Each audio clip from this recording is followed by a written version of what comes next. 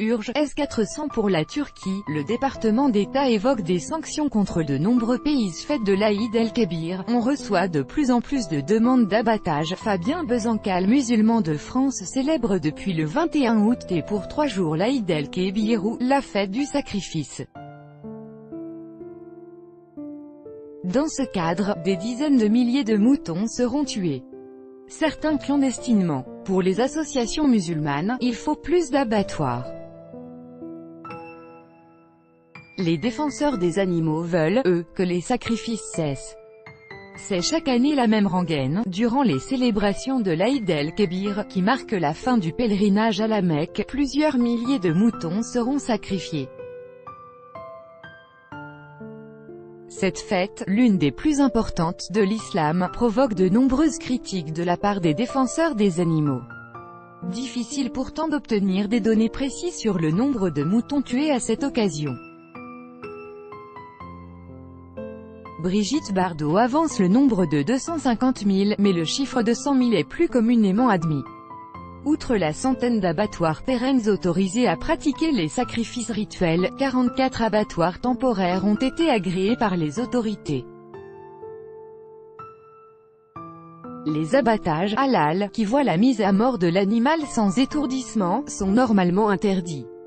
Ils bénéficient d'une dérogation au titre de la liberté de culte et sont strictement encadrés par les articles R214-73 à R214-75 du Code rural, ainsi que par les modalités pratiques et les directives de la circulaire du 14 juin 2018. Mais comme chaque année, se multiplient les circuits d'abattage illégaux. Le 21 août, un abattoir clandestin a été découvert par la police à Sens, dans l'Yonne. Il comptait 24 moutons. Le 20 août, les gendarmes ont découvert 40 ovins détenus clandestinement par un couple alsacien, dont 16 étaient au sous-sol, dans le noir. À Drancy, ce sont 32 bêtes qui ont été découvertes dans une pizzeria. Cette liste, est loin d'être exhaustive, représente un véritable problème pour les associations de défense des animaux, comme l'explique à Spoutnik France Guilain Zuccolo, directeur de Well Farm, une association de protection des animaux. Les abattages clandestins sont réalisés par des personnes qui ne sont pas du tout formées. On peut assister à des mises à mort mal exécutées avec du matériel non adapté qui cause des souffrances terribles aux animaux. Là encore, difficile d'obtenir des chiffres sur le nombre d'abattages clandestins. Contacté par Spoutnik France, Anouar Kabibech, ancien président du Conseil français du culte musulman, CFCM, assure que leur nombre reste limité. En 2016, le recteur de la mosquée de Nice, l'imam Boubacar Bekri, déclarait à nos confrères de la Croix qu'en région Provence-Alpes-Côte d'Azur, entre 8 000 et 10 000 animaux auraient été abattus. Seul 1 millier d'entre eux l'auraient été dans le circuit légal. Avec mon association, pendant des années, nous nous sommes rendus sur les sites d'abattage clandestins et nous constations avec déception l'inaction de l'État. Aujourd'hui, il semble un peu plus motivé pour faire respecter la réglementation. Nous avons eu récemment plusieurs sites démantelés et des moutons saisis, dont beaucoup d'ailleurs ont été confiés à la Fondation Brigitte Bardot. L'association a assuré sur son site avoir sauvé cette année 650 moutons qui devaient être mis à mort clandestinement. Anouar Kabibech explique notamment ces abattages par l'inflation galopante qui touche le secteur durant les célébrations de l'Aïd. Le coût d'un animal peut être multiplié par 3 lors de l'Aïd. À cela s'ajoute une taxe pour l'abattage de l'ordre de 50 à 80 € et par-dessus le tout, le prix des services de découpe de la carcasse s'envole et oscille aujourd'hui entre 20 et 30 €. Il faut que les pouvoirs publics agissent afin qu'une concurrence saine se mette en place et tire les prix vers le bas. En temps normal, une carcasse de 18 à 20 kg de viande coûte environ 160 €, mais lors de l'Aïd, cela peut parfois monter jusqu'à 300 ou 350 €, confiait récemment Boudjema Hamache, président de l'Union des associations musulmanes de Seine-et-Marne à nos confrères du Parisien. En dehors d'une baisse des prix, Anouar Kabibech décline 3 pistes pour endiguer le phénomène. Premièrement, il est nécessaire d'effectuer un travail de pédagogie auprès des citoyens de confession musulmane. Si dans beaucoup de pays musulmans, l'abattage se fait directement de la main du chef de famille, l'islam ne l'oblige en aucun cas. On peut très bien déléguer. À la Mecque, les 2 millions de pèlerins ne sacrifient pas eux-mêmes leurs moutons. Deuxièmement, la capacité d'abattage n'est pas suffisante sur le territoire français. Troisièmement, il faut sensibiliser les fidèles sur les peines encourues en cas d'abattage clandestin et qui sont loin d'être légères. En effet, les sanctions peuvent aller jusqu'à 6 mois de prison et 15 000 € d'amende. Des demandes d'abattage croissantes, mais ces solutions ne contentent pas Ghislain Zuccolo.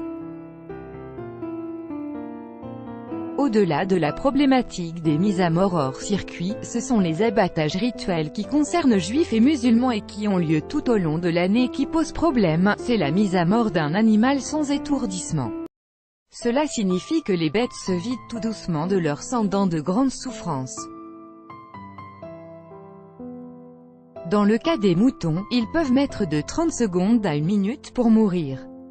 Je suis donc plutôt en accord avec les propos de Brigitte Bardot sur le sujet. L'ex-égérie du cinéma français a publié un communiqué le 20 août, évoquant un « jour de deuil, de peine, de révolte et de larmes ».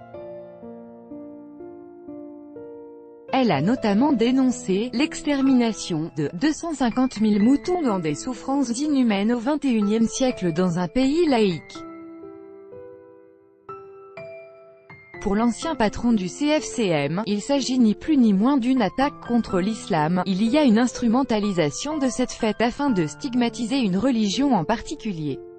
Il y a 2 ans, lorsque j'étais à la tête du Conseil français du culte musulman, Brigitte Bardot m'avait envoyé une lettre au sujet de l'Aïd. Nous étions juste après l'attentat de Nice.